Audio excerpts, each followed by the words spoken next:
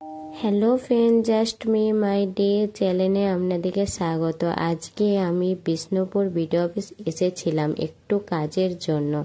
ভাবলাম তোমাদেরকেও দেখিয়ে দিই জায়গাটা কেমন। চলো ভিডিওটা দেখতে থাকো, ভালো লাগে like, comment, share and subscribe করে দিও।